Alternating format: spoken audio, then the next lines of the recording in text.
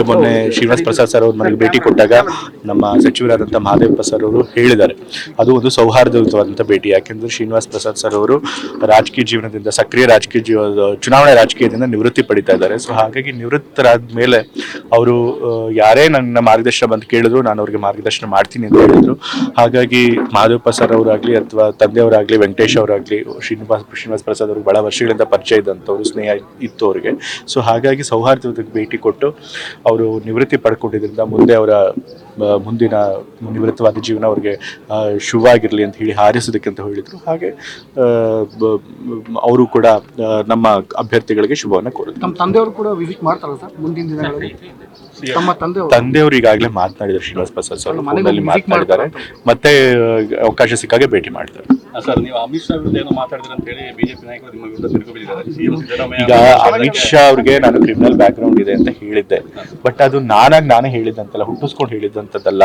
ಹಿಂದೆ 2010ರಲ್ಲಿ ಸೋಹರಾಬುದ್ದೀನ್ fake encounter ಕೇಸ್ನಲ್ಲಿ ಗುಜರಾತ್ ಕೋರ್ಟ್ನಲ್ಲಿ CBI ಅವ್ರು ಕೊಟ್ಟಂತ ಕೋರ್ಟ್ಗೆ ಹೇಳಿದಂತ ಹೇಳಿಕೆ ಅದು. ಅದನ್ನೇ ನಾನು ಪುನರುಚ್ಚಾರ ಮಾಡಿದ್ದೀನಿ ಅಷ್ಟೇ. ಸೊ ಹಾಗಾಗಿ ಅವ್ರಿಗೆ ಏನಾದ್ರು ನಾ ಹೇಳಿದಂತ ಹೇಳಿಕೆಯಲ್ಲಿ ತಪ್ಪಿದೆ ಅನ್ಸಿದ್ರೆ, ಅದರಿಂದ ಅವ್ರ ಕೋಪ ಬಂದ್ರೆ ಅವ್ರ ಮೊದಲು CBI ಅವ್ರ ಮೇಲೆ ಕೋಪ ಮಾಡ್ಕೋಬೇಕಾಗುತ್ತೆ. ಚುನಾವಣಾ ಆಯೋಗಕ್ಕೆ ದೂರು ಕೂಡ ಕೊಟ್ಟಿದ್ದಾರೆ. ಕೊಡ್ಲಿ ಬಿಡಿ, ಆಯ್ತು. ನಾವು ಚುನಾವಣಾ ಈಗ ನೋಟಿಸು ಕಳಿಸಿದ್ದಾರೆ, ನಾ ಅದಕ್ಕೆ ಏನ್ ಸರಿಯಾದ ಉತ್ತರ ಕೊಡಬೇಕು ಅದನ್ನು ಕೊಡ್ತೇವೆ. ಮೊನ್ನೆ ಶ್ರೀನಿವಾಸ್ ಪ್ರಸಾದ್ ಸರ್ ಅವ್ರು ನನಗೆ ಭೇಟಿ ಕೊಟ್ಟಾಗ ನಮ್ಮ ಸಚಿವರಾದಂಥ ಮಹದೇವಪ್ಪ ಸರ್ ಅವರು ಹೇಳಿದ್ದಾರೆ, ಅದು ಒಂದು ಸೌಹಾರ್ದಯುತವಾದಂಥ ಭೇಟಿ. ಯಾಕೆಂದ್ರೆ ಶ್ರೀನಿವಾಸ್ ಪ್ರಸಾದ್ ಸರ್ ಅವರು ರಾಜಕೀಯ ಜೀವನದಿಂದ, ಸಕ್ರಿಯ ರಾಜಕೀಯ ಚುನಾವಣೆ ರಾಜಕೀಯದಿಂದ ನಿವೃತ್ತಿ ಪಡಿತಾ ಇದ್ದಾರೆ. ಸೊ ಹಾಗಾಗಿ ನಿವೃತ್ತರಾದ ಮೇಲೆ ಅವರು ಯಾರೇ ನನ್ನ ಮಾರ್ಗದರ್ಶನ ಬಂದು ಕೇಳಿದ್ರು ನಾನು ಅವ್ರಿಗೆ ಮಾರ್ಗದರ್ಶನ ಮಾಡ್ತೀನಿ ಅಂತ ಹೇಳಿದ್ರು.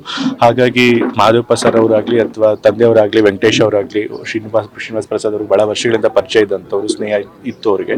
ಸೊ ಹಾಗಾಗಿ ಸೌಹಾರ್ದಕ್ಕೆ ಭೇಟಿ ಕೊಟ್ಟು ಅವರು ನಿವೃತ್ತಿ ಪಡ್ಕೊಂಡಿದ್ದರಿಂದ ಮುಂದೆ ಅವರ ಮುಂದಿನ ನಿವೃತ್ತವಾದ ಜೀವನ ಅವ್ರಿಗೆ ಶುಭವಾಗಿರಲಿ ಅಂತ ಹೇಳಿ ಹಾರೈಸೋದಕ್ಕೆ ಅಂತ ಹೇಳಿದ್ರು. ಹಾಗೆ ಅವರು ಕೂಡ ನಮ್ಮ ಅಭ್ಯರ್ಥಿಗಳಿಗೆ ಶುಭವನ್ನು ಕೋರಿದ್ರು. ನಮ್ಮ ತಂದೆಯವರು ಕೂಡ ವಿಸಿಟ್ ಮಾಡ್ತಾರಲ್ಲ ಸರ್ ಮುಂದಿನ ದಿನಗಳಲ್ಲಿ?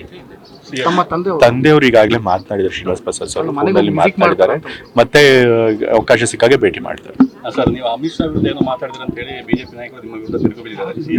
ಈಗ ಅಮಿತ್ ಶಾ ಅವ್ರಿಗೆ ನಾನು ಕ್ರಿಮಿನಲ್ ಬ್ಯಾಕ್ ಗ್ರೌಂಡ್ ಇದೆ ಅಂತ ಹೇಳಿದ್ದೆ, ಬಟ್ ಅದು ನಾನೇ ಹೇಳಿದ್ದಂತಲ್ಲ, ಹುಟ್ಟಿಸ್ಕೊಂಡು ಹೇಳಿದಂಥದ್ದಲ್ಲ. ಹಿಂದೆ 2010ರಲ್ಲಿ ಸೋಹರಾಬುದ್ದೀನ್ ಫೇಕ್ ಎನ್ಕೌಂಟರ್ ಕೇಸ್ನಲ್ಲಿ ಗುಜರಾತ್ ಕೋರ್ಟ್ನಲ್ಲಿ CBI ಅವ್ರು ಕೊಟ್ಟಂತ ಕೋರ್ಟ್ಗೆ ಹೇಳಿದಂತ ಹೇಳಿಕೆ ಅದು.